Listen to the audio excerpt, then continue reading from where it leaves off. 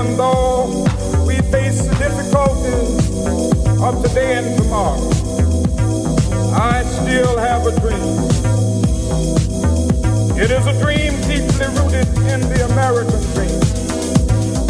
I have a dream that one day this nation will rise up, live out the true meaning of its creed. We hold these truths to be self-evident that all men are created equal.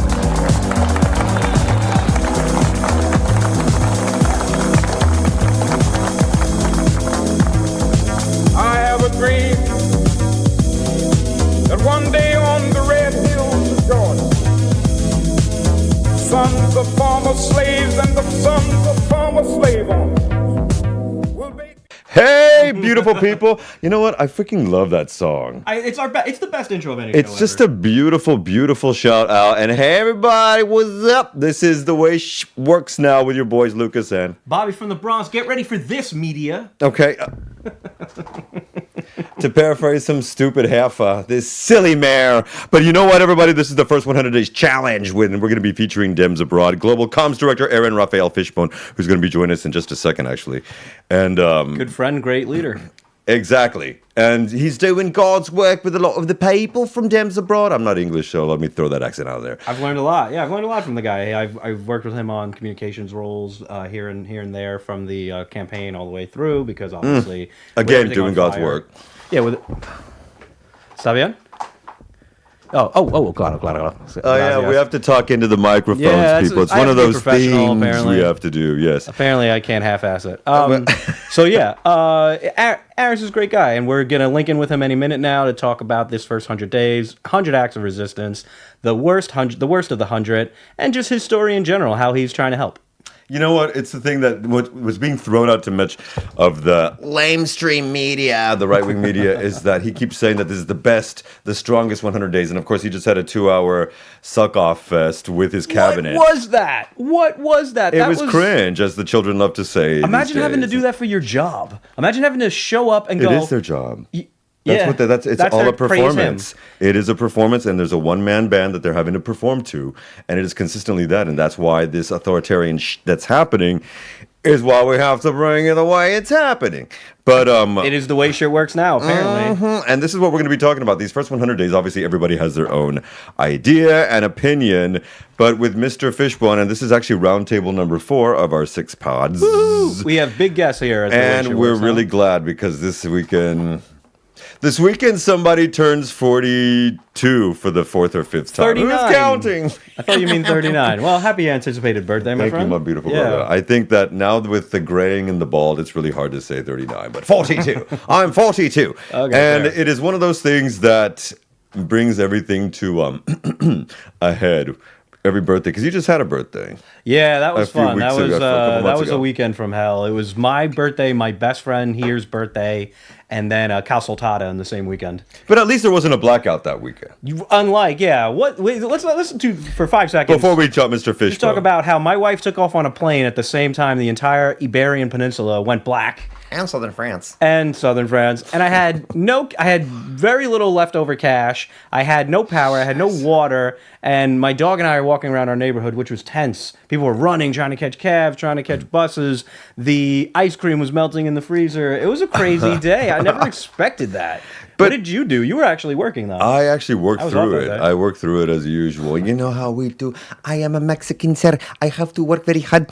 And there was an element where I thought, you know what? I can't get a hold of my clients, my students, so Right. I have to just go. And I just did. And since, half of it is just around my hood, it was just like, Okay. it was all en plan como. But it was very reminiscent of post 9/11 as we went to war. It was scary. New York City blackout. Yeah, it Do you was remember the New York scary. City blackout? Yeah, I mean, I remember one like later when I was a teenager. Yeah. not the earlier one I think you're referring to, but No, like, I'm talking about 2003. 2003. Then yes, we're Yeah. talking about the same thing. Yeah, that was wild. Yeah, That was the for same 3 days. And so I remember that I had to sleep 2 of those nights up on the roof because it was about, well, for our European audience, 40 plus degrees. And in the US, it was 90 plus, 95. And it was a time when billions went missing because it wasn't just New York City. If you remember, it was also Boston and DC. I was up the eastern seaboard. I believe. Yeah. So it does beg the question, what do you think happened? Because the Spanish press obviously is reporting immediately that the grid company came out and said, oh, no, it was no cyber attack. Now, President Sanchez's administration here has said that they're not eliminating any of these possibilities.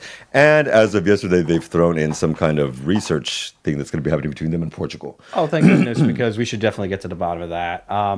People died. Russia. It was crazy. It was scary. Oh, listen, before we get Aaron on here so he doesn't have to talk about any of this, it was Putin. Putin did it. I believe it was Putin. Yeah. Okay, moving on. we can't corner Aaron like that. We're not allowed No, and we shan't, because he is a leader in the Democrats abroad, and so we're grateful to have that. But there's certain foreign things that we might want to say at the beginning before our brother shows up. And there's just rules, sometimes people get, these things cause confrontation. So as an organization, Democrats Abroad does not take positions on foreign policy or host country politics. Correct. Because people, there have been incidents. There are issues. There are people in totalitarian regimes that are members. They can't speak out, so we can't, we have to think of everybody's safety. And so in my personal capacity, I don't speak for the Democrats Abroad. I'm just a happy volunteer. Aaron actually, does the hard work. And so we're going to keep it about that. We're going to keep it about the work that he's doing, his bio, and this project that he's working on called 100 Acts of Resistance. So it should be really interesting. The last thing that we did about, 2 weeks ago now, was about how the resistance is growing AF. Now, obviously, every weekend this is happening. There are millions of people across the country that come out. There are thousands across Europe that are coming out as well. And so this is part of the symbiotic process, I guess, of what's happening. At the same time, so much is already going down. It turns into, I made a joke that this is turning into your new go-to expat podcast and Bitch Fest, because it's impressive, actually. It's all grassroots. This is people are just this is wrong, this is evil. They're standing up and fighting. Our Barcelona group had a protest last Saturday. Mm-hmm. I got to help these very good people put together the plans and the organization, and then I spoke a little bit again because I can't help myself when there's a microphone now anymore. So yeah, it was a really good turnout. It was a really good effort. We were stopping the SAVE Act, which we did. I'm very proud of that. Okay, and can we explain that before Mr. A comes in, please? Absolutely. So Chuck Schumer, who's a controversial figure, but I like him, has said that enough of our senator. He's our senator, and he's done some good things, and that government shutdown was stupid, and he was smart to avoid it. He said that the SAVE Act is dead on arrival. They need 60 votes. They can't pass it. Not a single Democrat will vote for it, not even the people that we think might. Mm-hmm. That means they'll never get to the 60. They can't do it. It's dead on arrival. They could try to pull tricks of the trade where they mangle up different things into a big, beautiful bill. Right. But it's very doubtful because these people don't like hard work. So I think right now we've put at least a temporary blow into that horrible voter suppression bill that was going to screw over us Americans abroad, the military, women. Women specifically, trad wives. Democrats are protecting trad wives now because if you change your name, those are the people that will have actually changed their names to their husband's name more often than not. Exactly. My wife didn't change her name. And she's not a trad wife. So we're protecting trad wives. We're protecting the military. Because that's what Democrats do. We're the good guys. We do the good guy things. I'm proud to be a Democrat to have shut that horrible, horrible bill down. But keep the fight going. I'm a Democratic voter. I'm much more an progressive liberal, I would say. Sure. But I also think that you're more left. Yep. I just think that there's an element where it's becoming very, very obvious that nobody knows who's steering the ship. One person says it's Trump, one person says it's Elon, and other people don't know what to believe. It doesn't really matter. Trump says it's his lawyers. Trump never knows what's happening. He's asking questions. Oh, Scheisse, that's right. He's getting an interview, and it's the Supreme Court said 9-0, you have to do that. Well, that's not what my team says. What do you mean? Who's the president? He's like, didn't you call the... And I think that reporter should have fought back a little bit better. He did his job. He did it well. It wasn't a fawning, ridiculous piece of crap, worthless interview. He actually got some hard questions. But then Trump goes these fake questions. You're being very nasty to me. Very nasty. Hint, hint. No one will get an interview with me if you don't ask me softball questions. That's exactly what it is. He speaks like a mob boss every time. So it's never direct and out. Sometimes it's direct and out. But the things that he wants to get done, it's somebody should do something about this. Nobody should ask me unfair questions. He lays this shit out, which is just so ridiculous. But then this is becoming the part and parcel of what's happening in this victimhood mentality. Dude, a billionaire who won the presidency twice, who got away with dozens and dozens and dozens of crimes, who's now making money hand over fist with a meme coin, says everything's unfair to him. Mm-hmm. Everything's unfair to him. But then again, this goes back to the process of victimization that has really taken the nation, but not just that nation, all nations, and specifically 11:11 on the clock.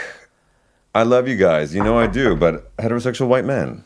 Yeah, European men. It is I'm this in a group victimization. that Pam Bondi herself is now launching a task force to stop hurting Christians. Oh, yeah, the federal government is now involved in anti-Christian bias. Child, the U.S. please. federal government, with your tax dollars, are going to spend, just while they're, investigating the non-existent links between autism and vaccines, they're also going to be investigating anti-Christian bias. And so that is not anything to do with foreign policy. This is obviously domestic from the country from which we hail.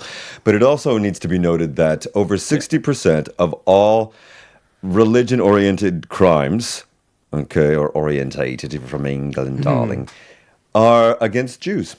60% in that country, Jews, which make up not even 3% of the population of that country. Yeah, the hate crimes. The hate crimes group, with religious hate crimes, yeah, is over 60% towards the Jewish community. So this insistence that, again, Christians are the victims is just plain part and parcel of what's been going on. Yeah, Trump is trying to help a bunch of theocrats lie about a persecution complex while they're persecuting people, and the theocrats are, which is just ridiculous. I mean, that's his power grab, though, and it's kind of obvious at this point that he's full of shit. But don't you think? Sorry for interrupting. Sorry. No. I mean, you're right. Go ahead. I was going to ask you. Don't you think that it's just one of the ploys that the right uses, whether we're here, whether we're in the UK with the Brexit shit, whether we're in this country where we live now?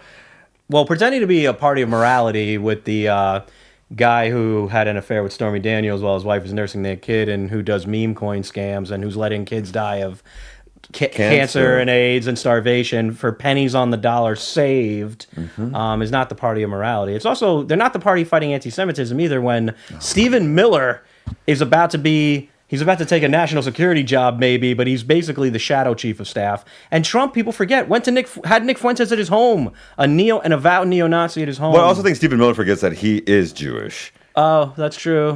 Yeah, Stephen Miller. What the hell? Stephen Miller does not think he'll be on the trains, but in the world that he's setting up, he would be. Ooh, that's a scary thought. Yeah. On that note, we should probably usher in our bring a little more positivity to the circumstances. Aaron, make us laugh, please.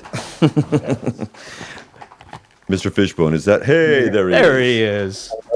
Hey, good morning, man. How are you? My friend and my fearless leader, Aaron Fishbone. How are you doing, sir? Oh, please, Jesus Christ! Hard to top that, man. Jesus Christ. So untrue, too. But all right, that's my. I'm trying to transition here. May I ask you? Oh my God! See, now they're going to take you to school and lop your dick off too, and make you a woman. About transitions, What? The Fishbone. I'm trying to transition. Said sorry, I had to. Yeah, but that's actually, just to let people know, that is not a joke that I just said. It actually is, of course. But Trump has actually said this on live and rallies, and there are people who believe this, unfortunately, and not just maybe the country that we come from. But Mr. Aaron, is Fishbone truly your last name?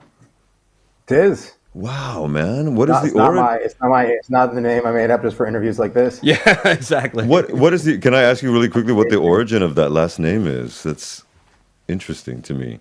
I'm a historian, that's why.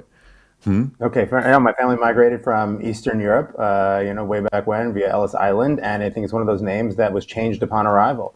That the family had a Polish last name, and in case my paternal parents, and my Belarusian last name, and it was involved in the fish industry some way, presumably. I mean, no one exactly knows, but one of those, names that was changed to Ellis Island, and boom, the Fishbones arrived in America.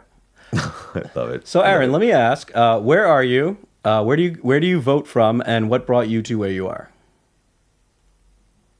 Yeah, cool. So classic Dems abroad question. Where are you from? Where do you vote? So I live in Slovakia right now. I was brought here for the very, very common but still lovely reason for love. So my wife, then girlfriend, now wife, is Slovak woman. So we live here. Been here for 9 years now, and I vote in Washington State, beautiful evergreen state of Washington in Seattle. Very cool. And so, how long have you been with DA? I mean, I've been with very, very loosely affiliated. It's easy once you're abroad to just like kind of sign up and get some updates. But I wasn't actively involved until the 2020 election. I was actually on paternity leave, right? One of the most amazing things about Europe is the parental leave benefits. So Oh yeah. we had young kids at the time, and they're older. They might barge in at any moment. But so on my paternity leave, I started volunteering. It was the 2020 election, and I started just volunteering. I mean, just like you, Rob, right? Just knocked on the door and said, "Hey, I got some time interest. It's important." So I started volunteering on the communications team at the time, and was quickly ensnared. And people leave, people come, like life jumps up. We're all volunteers, and so someone takes a job and they leave roles. And so suddenly the communications director role was opened, and I fell into it. Let's put it like that. And so I was comms director throughout the 2020 election, and then I left for a while, and then came back for this last presidential election. I've been comms director since May of 2024. When you moved, I'm going to throw it to an expat zone.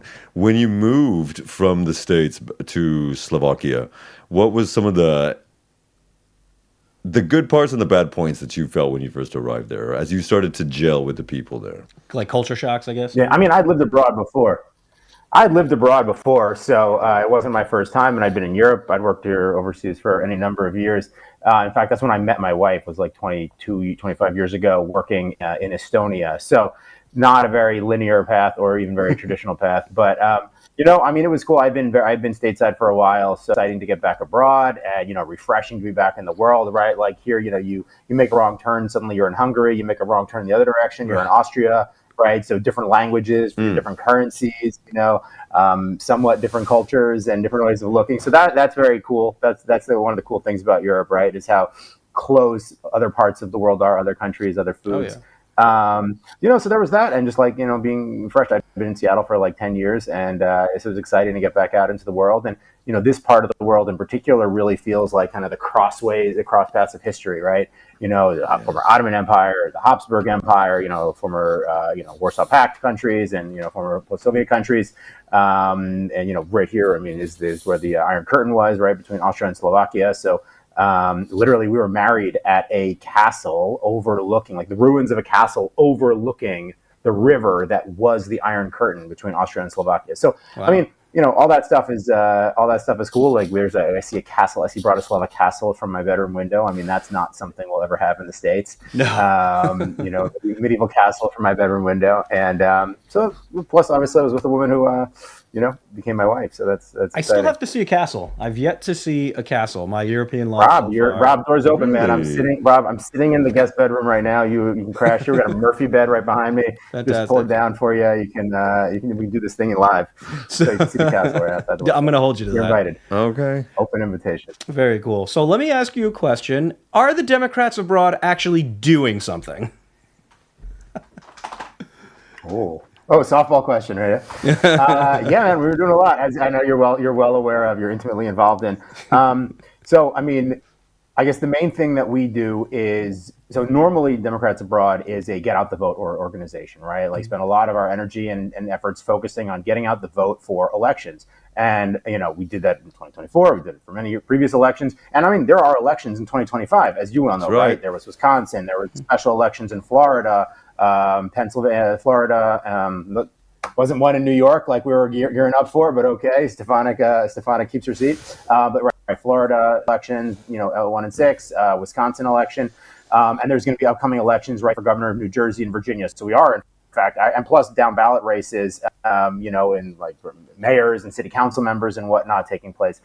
So we definitely still mobilizing for elections. But I think the main thing that we're doing, and we have developed, is sort of pivoting into a resistance opposition organization.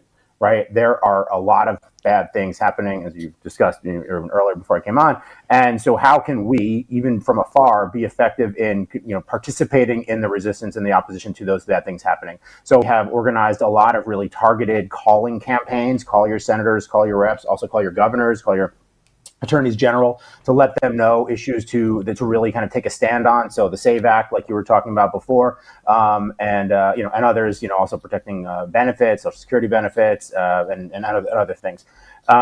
So where we think we can make an impact by mobilizing our collective membership and orienting them towards a specific calling campaign on a specific piece of legislation or a specific vote, like one of the confirmation votes, for example, we are doing that. So we're trying to stay, it's a marathon, not a sprint, unfortunately. Yep. There's going to be a lot of these things, so we don't want to overwhelm the members. We also have, and it's been a transition, right? Like it has been a transition for a lot of people, knowing how to kind of adopt this new posture, how to sort of stay in touch, how to mobilize in a way that is targeted and, again, impactful, but also not overly exhausting and sustaining. So we have these weekly calls to action that we're focused on targeted issues where we think we can make a particular impact or that are particularly relevant to Americans abroad, because there are issues that are maybe more relevant to us. And I think the last thing is, we are abroad. We are ambassadors for the United States. We are, living amongst people who are not Americans, and we need to be sort of showing the world that 75 million Americans almost voted against this guy, and voted for, Kamala Harris and Tim Walz, and that so Trump doesn't speak for all Americans. And despite everything that's going on, we need to show them that there are those other, that there is another America out there. Amen. And you know what? I think it's also important to remember that nearly 52% of the population did not vote for him at all, whether they voted for Calm and Walz or the other outside parties. Or and whatever. So this ridiculous mandate BS that they throw out consistently, hey, President Trump has a mandate, is, again, as always, another fraudster situation. Now, going back to some of these other issues that we would like to talk about, sir. Well, let me get one in quick. Yeah, man, Bodify. So I'm pretty excited. I work with Aaron semi-regularly, and I'm excited about the initiative to begin training for people, for our members. So graphic design training, there's press training for people that want to talk to the media, can and will talk to the media. Are there particular projects going on right now that you're most excited about through your lens of DA as a whole, or through your specific, communications field? I mean, the things I mentioned before, the calling campaigns. I mean, I want to, I don't know, we give away the whole story here. That was a softball. That was beyond for periodic updates. Exactly. Yeah. Yeah, man. Look, I mean, I don't think there are particular initiatives that I mean, yes, there are, I guess, but it's more like the staying on top of things and building an organization or building an operation that is able to sort of sustain itself during all of this, right? Like there's 100, 1,000 atrocities every single day. How are we able to be involved for the long term, and show and highlight the areas where, where resistance is working, where Democrats are doing stuff, even though they don't have levers of power in any of the branches of government, at least at the federal level. Keep the members organized and mobilized in the entire membership, and also to reach other Americans abroad, right? Like there are a lot of new Americans coming abroad for different reasons, whether it's study abroad or whether they're, fleeing the regime or whether they're, deployed, or, I mean, also many Americans moving from abroad back to the States as government, positions and other grants and whatnot get cut, and this government tries to box the United States in. How are we reaching all those new people? So, I mean, we have a fairly robust integrated communications operation, right? Digital press, and building that up so that we're publishing content and we're active on all the social media platforms that we're active on every single day. Really, like, we're a active and regular voice in the progressive and democratic ecosystems, and that we are, kind of putting out our unique viewpoint as Americans abroad on many of the topics, so that Americans who are coming overseas connect up with us and hear what we have to say, and also so for people back in the States, hear the perspective of Americans abroad. So I think we've built a pretty big team of which you're a part, and just maintaining that and sustaining that, especially in the all volunteer situation that we are, right? We're all volunteers. We're in 4 continents. Just the comms team is on 4. People are on 4 continents, and so keeping that thing going in that context is I think it's probably the thing I'm most proud of, is just keeping that whole thing going, and where it's a fulfilling experience for the volunteers, right? We're not just like, oh my God, I got to do that thing for DA. Rather, it's like, okay, I'm excited. And I guess the last thing I'll say is, how do we suss out what's important from all the crazy shit going on? Right? Like, how do we stay on our foot? I mean, there's no, maybe I'll throw that one over to Rob. It's triage. There's no. We're I don't think there's any triage. silver bullet. There's triage. There's triage, and they're trying to focus on positive. I mean, it took a while to get here. This was not the posture in February. Yeah. Now we're in May. So I think we're learning fast, but they're working fast, but we're learning fast too. But how do we stay on our front foot? How do we stay proactive and not just reactive? Because the centrifugal force, of just being reactive all the time is strong, but it'll kill us. How do you Not fight possible. And how do we? Come on, go for it. No, I'm just that's making me think of the apathy that I'd written down about. But Yeah. there is a sense of apathy that seems to be quite pervasive. And we looked at, I believe, one of our chairs here, Annie Grawl, said that there was only about 10% of the Democrats or the voting Americans abroad actually voters. voted. And so we see also that about 91 million people stayed home as well. And is there a way, how do you feel about and how do you confront and fight off that apathy with your platform and what you have? And how do you feel about that in general? I guess there's a few different things you brought up, right? One is Americans back home, stateside, who didn't vote, right? And what are the reasons why they didn't vote? There are many reasons. Why do Americans abroad not vote more? Why are 90% of Americans abroad not voting? That's also, I think it's a separate set of reasons and there. And then are people feeling apathetic in this moment? I certainly don't see that as much. I see, and I see almost like the incredible emotion, the fear, almost more than anything else, right? And the need to, and hence again, that concern about, my bigger concern is people overly reacting to everything going on and tiring themselves out and, focusing on things that are just, kind of press releases, executive orders that are just, not worth more than the paper that they're written on, but treating those as existential issues.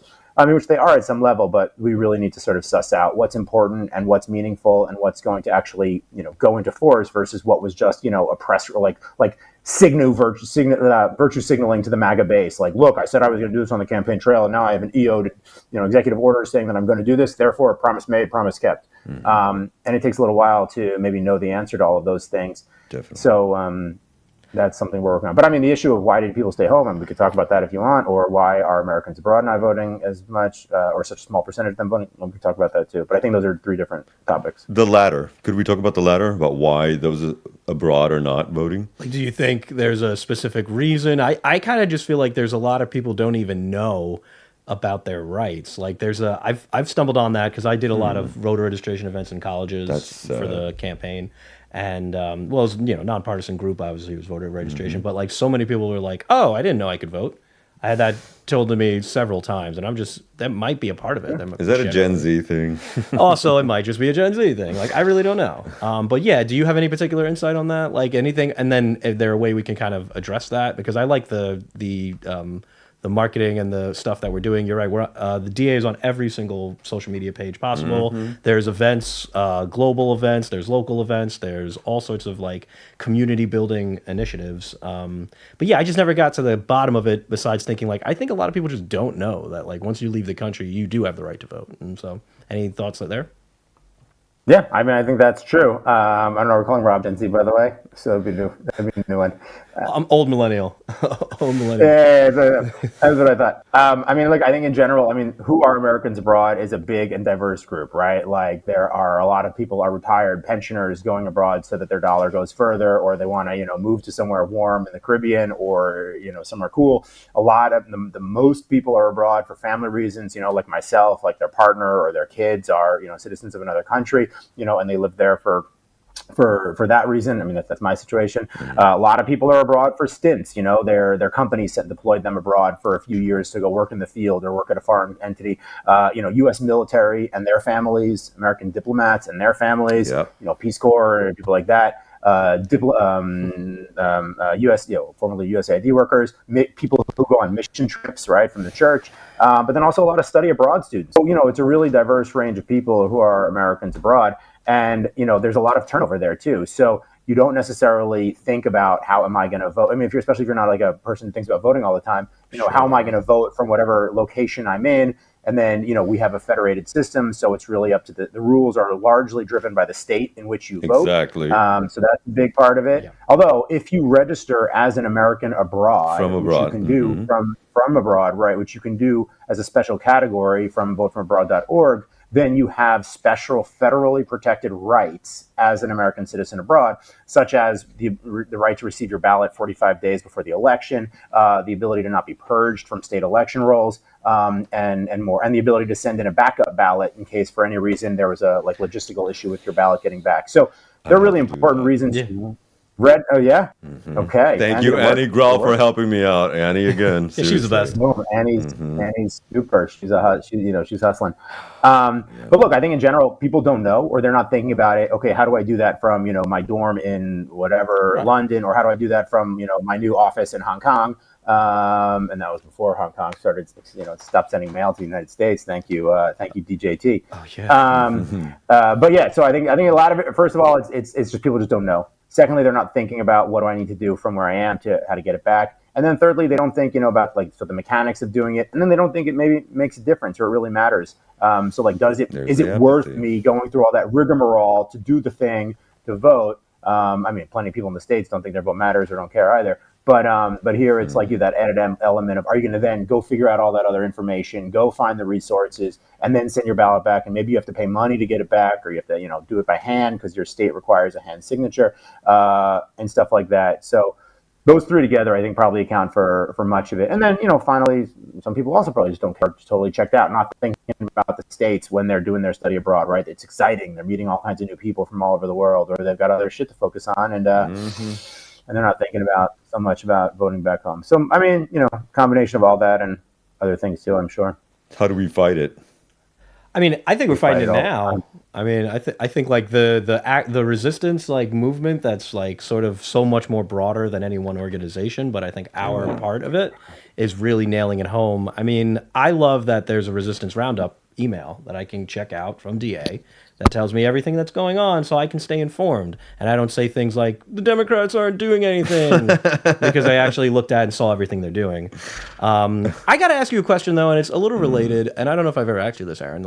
You're a very good, I found your leadership style, you're sort of a good team leader, bring people together, but it's all volunteers, and I've never had to lead anyone that I didn't pay.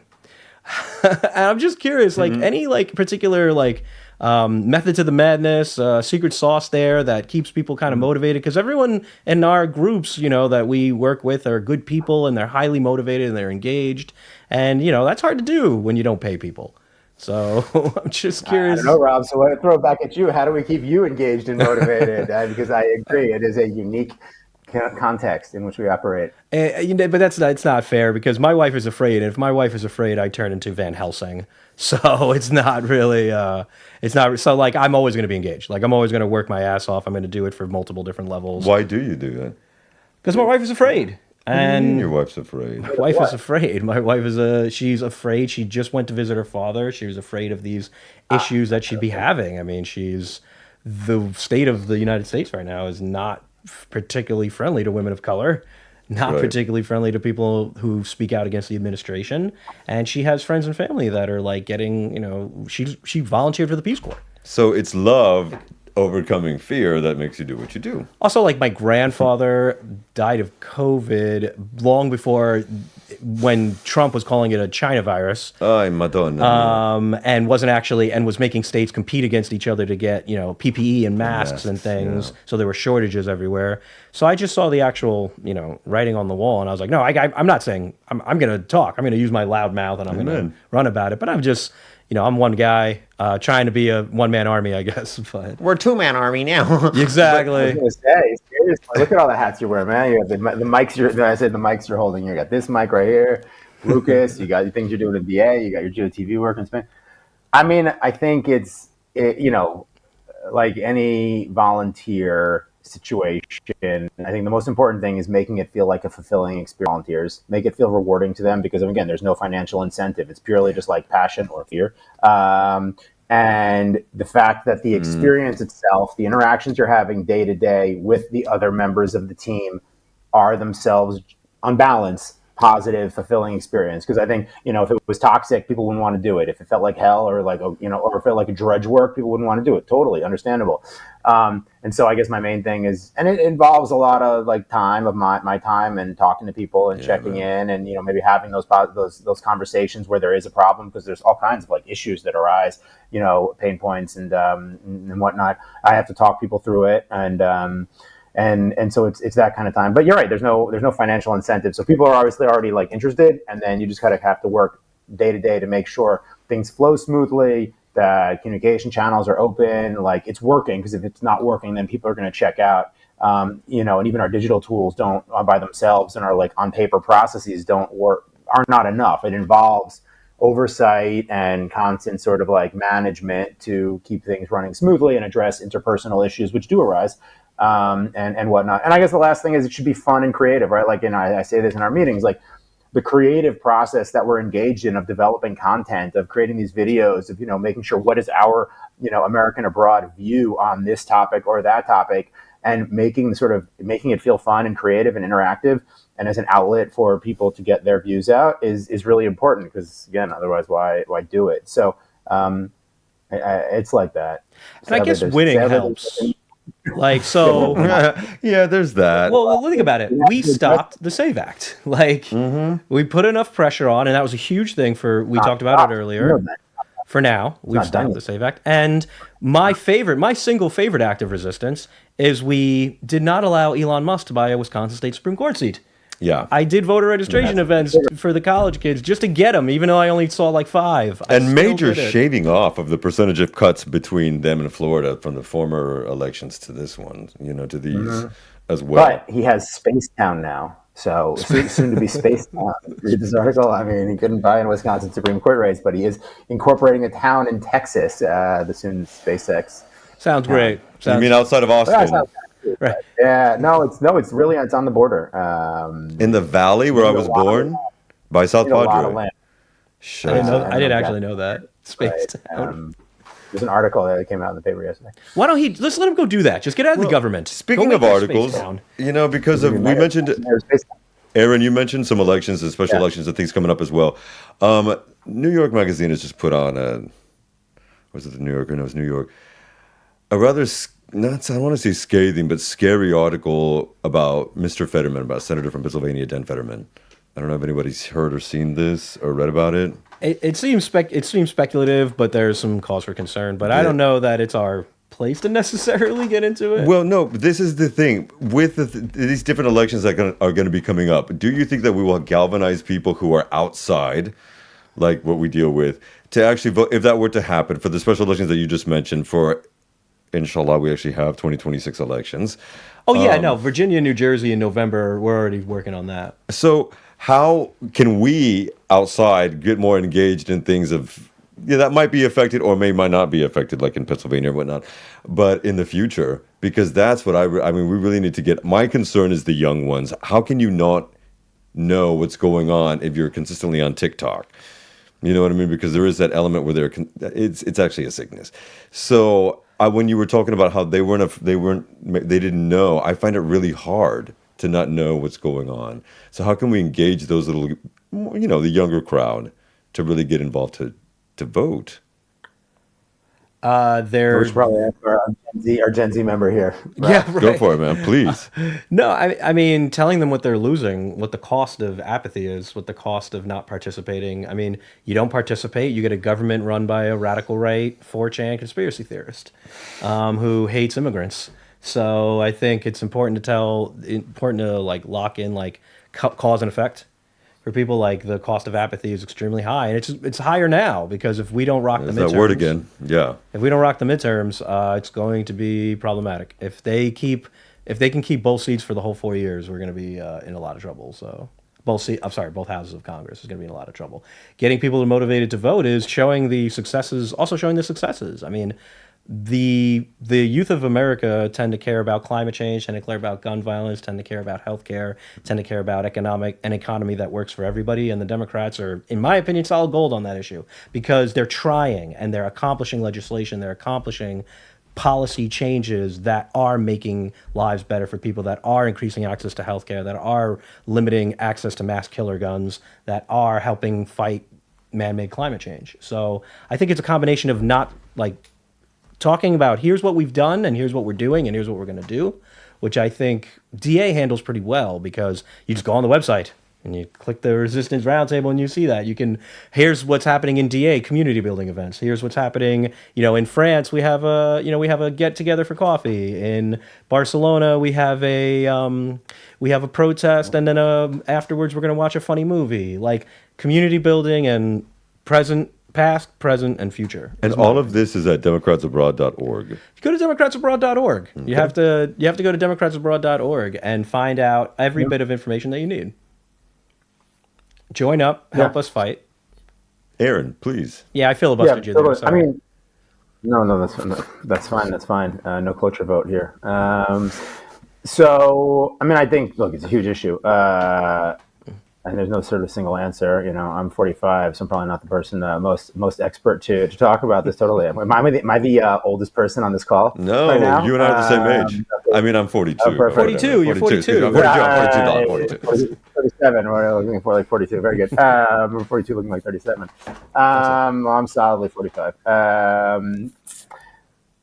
So, I mean, look, obviously, being where they are, first and foremost, you know what I mean? Having young people involved in our discussions and in our meetings and like helping generate the content that we develop is really, really important. And hell yeah. I mean, it's a little bit of on one hand, it's a challenge because a lot of Americans abroad are older, but on the other hand, we are very actively and active on an in-person recruitment on campuses, as well as through, and so actually that's pretty effective. So we get, young people who are studying abroad to participate while they're abroad. Which is great and really fruitful. And then, I think we're increasing, like, as a global organization, we are digital first. And so we invest a lot of time and energy and thought into the social media content, both paid and unpaid, that we do, but mostly it's unpaid, our organic social that we're producing. And like right now, we're just revamped our whole TikTok operation, for example. And, we're pretty active on Instagram, and we're active on like almost 10 social media platforms, which is not all of them by any means, right? Social media is fragmenting. People are not all on any, there's not the same dominance of one platforms as it was a few years ago. And certainly it breaks down generationally, also regionally when you get abroad and things like that. But, so we're there, and I think we just need to have, right people helping create the content and focus on the topics that we're putting out, right? Like I talked to a study abroad student, the other day, and her first thing was like kind of affordability and how do I pay off my student loans, right? Like that was her kind of most front and center topic, was when I get back and when I'm done with this degree, how am I paying off if there's no student loan forgiveness, things like that. So it's a different perspective. It's a different set of issues.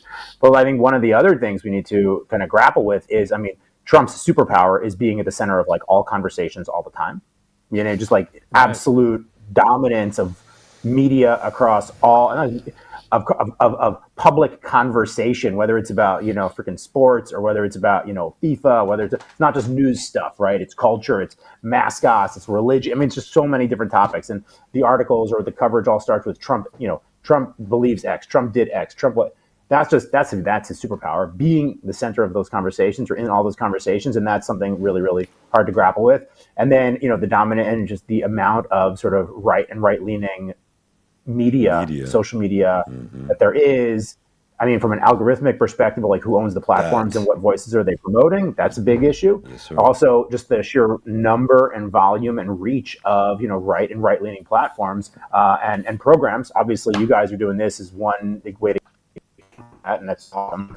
But then the last point is, I do think, and this is something else, we talk about whenever someone says like on the left is like, I'm going to start a podcast or I'm going to start a program, it's like almost, it's often explicitly about politics, right? So this is maybe a question for you guys.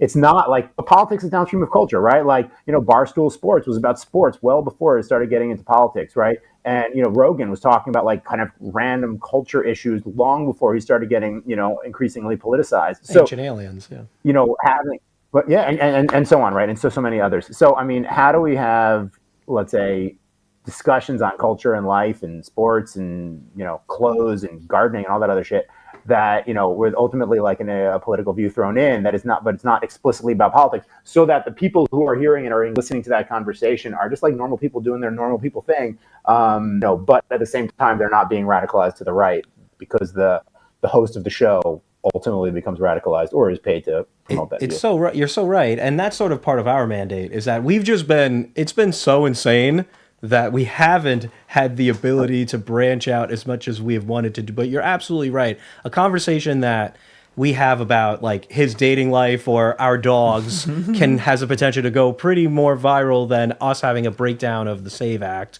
or us having a conversation. Obviously, this interview clearly is right. Yeah. Well, and also the different guests that we get, because like for June, there's going to be some comedians and some rockers that we're going to have here who are local expat knowns. And who's the orgasmic lifestyle sexpert, author, and genius? But the thing is that also those kinds of issues, yeah. Well, there we go. Now she's Irish, but that's a whole other ball game. But isn't 40% of our country? Now then, there's something else, man. Has anyone ever told you? I'm sure they motherfucking have, but you look like actor Ron Livingston. No. Do you know who that actor is? From Office Space. Oh, really? Okay. But he was also in All right. I've got there's a curveball and Sex on the City as well. Just saying. Oh yeah. Yeah, you totally do, man. But also in reference to the 100 days, we've only got 15 more minutes. Not even 15 minutes. Let's break down the worst. Break down some opinions on that. Sure. What do you think about that? What is one of the things, or a few of the things, Aaron, that have stuck out to you over the last 102 days? Jesus Christ. Yeah, like the worst nuggets of the worst. Do you have an opinion on? Some juicy morsels, love. Jesus. I mean, toddler citizens being deported. There you go. Is probably conclusively evil. The worst thing, fighting cancer. Legal permanent residents being picked up at their citizenship hearings and deported. Or arrested, or in this case, he wasn't deported. Kilmar Albergo Garcia, legal permanent resident, being, picked up, separated from his citizen family, and sent to an El Salvadoran prison. And, they laugh about it. It probably tops the list. Thank you. Jeez, no, I mean it's pure evil. The dehumanization and the lies that back it all up. I mean, Trump's still lying about fake tattoos or something, and hasn't shown a court. God. Yeah. And repeated it over and over 7 times. In that it's so egregious that even a Trump judge in Texas shut him down for using the Alien Enemies Act? Correct. That he's using for the authority. Shut that down completely and said it was the most farcical thing he ever heard in his life. But that did not stop a judge being arrested and being now ousted out of her position as well in Wisconsin. And she is going to go to trial for 2 federal charges against her. So that'd be up there among the worst. How do you gentlemen feel about the denial of what the Supreme Court is saying? Like how he's absolutely not doing what is being mandated by the courts? It's bad. Are we in a constitutional crisis then? I would say yes. I would say definitely. If it's going to take a few more crises for it to really hit home, and then maybe some tanks rolling down Washington D.C. will nail it home for people. Well, they'll have that soon because they're going to have an $82 million celebration for his birthday, a la North Korea, apparently. So I guess, tough question, do you believe the United States is in a constitutional crisis at the moment? No, we're not quite there, but I think we are definitely inching ever closer to it. Thus far, they're at least paying lip service to what the courts are saying on most of the issues, not necessarily this issue of did they turn the plane around, for the group of people who are already in the air. But they're still sort of like playing lip service in the sense of trying to answer, I think, a little bit here and there. But look, we're only a few steps away from it being a full-blown situation. And when will we get there? I don't know. Hopefully we won't. It's not something anyone is cheering on, right? So we'll see. I guess the question of like, but what is our posture at that point, right? Like, what can people do at that point, right? Because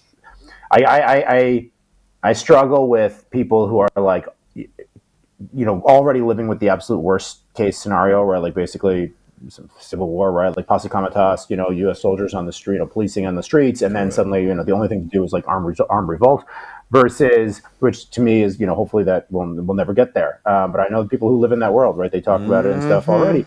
And then How do you, take, let's say, as from a oppositional perspective standpoint and a resistance standpoint, take measured steps to prevent us from even getting there? And I mean, there are hundreds of examples of people in the streets, people standing up, people fighting back. These law firms that have all signed, friends of the court briefs in favor of the law firms that have stood up against Trump's edicts. Right. The universities that are now banding together to support what Harvard did.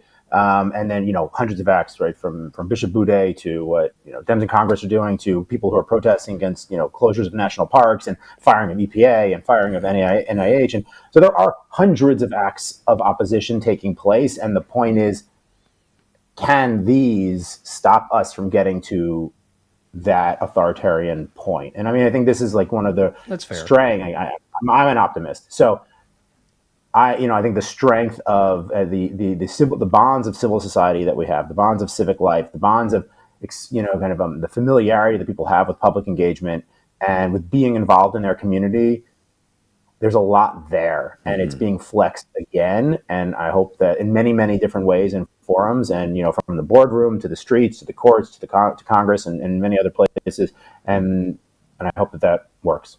No, you're right. It's a little bit of a tricky sentiment because, like, if they are following some court orders, if they are listening to some, some rulings from judges, then they get to be, well, technically, and it's like, well, technically, they did vote on January 6th, to certify but the election. main one, the Supreme Court mandate, they skewered the scene with a gangster-lean, and that to me is very, very vocal.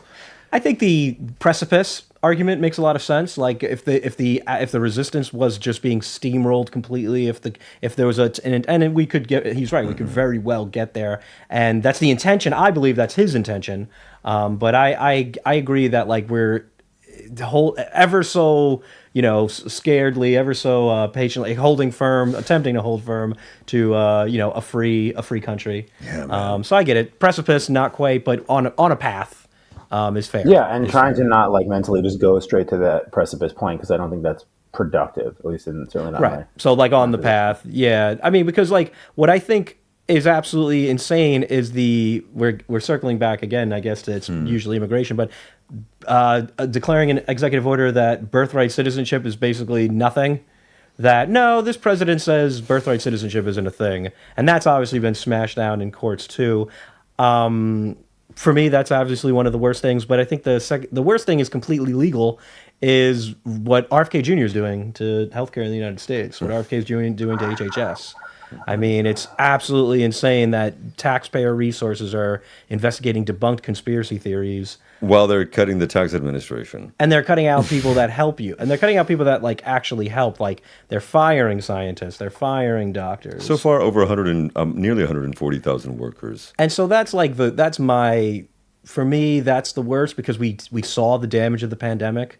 I have personal tragedy revolving AIDS epidemic that makes me sick to my stomach, that funding for AIDS medicine that's pennies on the dollar is being recast as some sort of like plot, some globalist plot or something like that, and that's why people have to die of AIDS, because Donald Trump says it's a globalist plot or something. And I think those two things specifically relating to healthcare are, for me, the worst. I also think it's important to remember that the people that will be dying of AIDS are black. Oh yeah, people that Trump doesn't care about. Exactly, and I think the targeted of the immigrant thing is really going after Latinos. And as a Latino myself, with a father who's a naturalized citizen, it is very daunting. So I understand what you were saying about what your wife is having to do, because I don't even want my father there anymore. Yeah, and that is his country. I'm sorry. No, please. Yeah, no, I mean, that makes a lot of sense. There's this place, Cancer Alley, in Louisiana, right, where some of the most polluting companies are just dumping. Like lined up next to each other, dumping. Yeah, and so for 10 decades, they've been doing this work, and the people in that community have been like screaming to the government to try to help to regulate them, because the carcinogens in the air and the levels of asthma and other kind of cancers in that region are so far above normal levels, and it's mostly, I think it's exclusively people of color who live there. And so finally, the Biden administration passed a law to actually regulate that, and now the Trump administration is rolling that back. And I'm sure Senator Kennedy's happy about that. Yes, yeah, RFK. That fake ass accent. Yeah. Oh, Senator Kennedy. Sorry. The fake accent Kennedy. Yes. Sorry. My apologies. From Louisiana, excuse me. Yeah. Who's done nothing? They're just cartoonishly evil. Yeah, totally. Like, why am I a Democrat? They are. I mean, Because that's why. yeah, That's the not- malice is the point, and it is extremely So damaging. we And, always like to end on a high note. People who write We always like to try After to these end on a high note. 55 minutes of Yeah. Totally. I No, feel no, optimistic. Who the hell ain't, right? I am. I am because we're actually, you can see progress and you can see the fire in people's eyes. Like, I see it in protests. I see it in voter registration events. I see it on our group chat where we're sometimes yelling at each other. It's because there's a lot of passion. We're all ready to fight. And when you see something horrible happening, look for the helpers. And I like being on the team of the helpers. So, Aaron, give us a little optimism. Give us a little, what are you happy about with the resistance? What can we do more of? And what can Americans abroad specifically do more of and such? We got to do more of everything. I mean, that's clear, right? Any flood the zone strategy requires us to flood the zone back. I mean, but again, I think we do need to be targeted. I think we need to stay, kind of suss out the, what is important from all the other stuff that's going on, because there's just too much, and we'll exhaust ourselves and, just spin our heads in 1,000 directions and not be sustainable. We're like, after this, I'm going to garden. I am going to go with my kids, and we're going to get our hands dirty. We're going to plant salad, like lettuce and carrots, grow our own food, do normal stuff. How many babies do you have? I have 2. They're 6 and 8. Okay, so not too little, yes. not too little. Yeah. No, they're not that little. No, they're old enough now. In fact, Hell my daughter and I yeah. started talking about It's much more news the other fun day.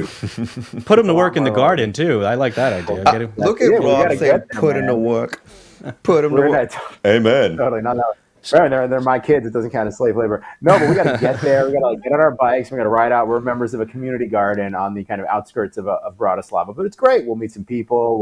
We'll grow some food. So we're going to do that. I got to spend increasing amounts of time with my kids and kind of also have a regular life that is not like, this thing is really big. It's really important. It impacts us all around the world. It impacts me and my job as well because of the knock-on effects the tariffs and the trade war are having on the global economy and whatnot. I mean, that directly impacts my jobs, but we can't just spend our whole day-to-day lives focused on, the Republicans and the sort of state of governance politics in America. Certainly at the federal level, right? You need to have other things to do. So I think we need to do more of our core messaging as DA. We need to be more creative, be more innovative, reach more people, have fun with that as well, because it should be fun. And I think that joy then would come out through the content that we produce, and then that way reach more people. We need to do things that are not just that, so that we have lives and that we're full humans and that we're able to sustain ourselves and, have joy in our hearts and like live lives and be healthy, even with all the crazy, crazy shit coming on down. And I think we need to stay close to people too. Like it shouldn't always just be about politics. So like even my, let's say, family members back home who are not, don't share the exact same political views as me or the views of the direction that we're going. I don't even want to call it all politics anymore because it's like the world, right? And the state of country and the state of civil society and law and people we know in our communities. Staying close with them so that like when we can have hard conversations, and that we can also have love for each other when hard though that might be on certain topics, so that when we're together and, we're still family and we can then have hard conversations, especially when it comes time for elections day again. There we go. Well, we're going to wrap it up there. Thank you so much, Aaron. That's Where it. can people find you? And the What do you organization? mean? Where? Oh, well, we're Democrats Abroad, as you said, democratsabroad.org. I am on LinkedIn and, Instagram and Blue Sky as Aaron Fishbone or some version of that. And I just love that name, dude. I love that name. Thank you, man. Thank you. I should have my Fishbone T-shirt on, like the band. That was Because that's what it makes me think of. Next Jesus time. Christ, dude. That's it. Next time you have me back, I'll come on with my Fishbone shirt. You all right? already know, man. Thank you so much. Thank you, Aaron. Take care, guys. Go have a beautiful time with the babies. And folks, thank you everybody for being here with Wish Works Now with Rob and Lucas and Rob. You know what? We're gonna leave a little bit of energy from Barcelona. This is actually a new band out of Barcelona that's just launching their career right now. They've been performing all over the state, and they've got a new single out, and it is a mixture of expats, some US, some UK, and this is a band called Sassy, and that's where we're going to lead it out. It's called Led by You.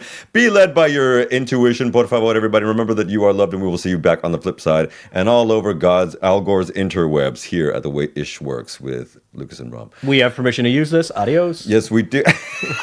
I love it. Aaron, power to the people. Thank you so much, man. Thank you so much, man. Ciao, familia. Yeah. Adeu.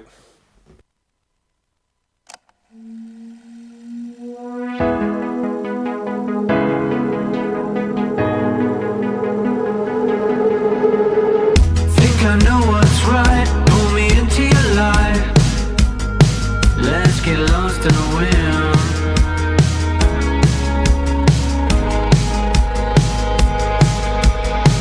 You like to take your time and I like to keep mine. Now I'm wondering,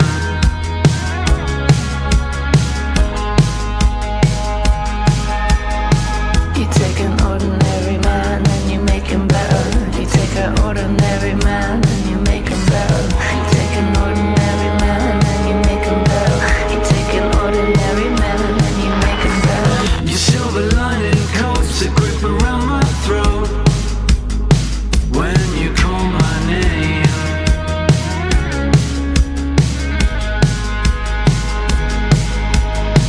And now I'm losing the fear, the path to you so clear.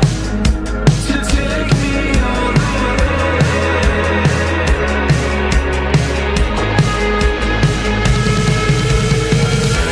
I don't wanna fly and I don't wanna drive, I just wanna be led by you. Don't wanna fly and I don't wanna drive, I just wanna be led by you.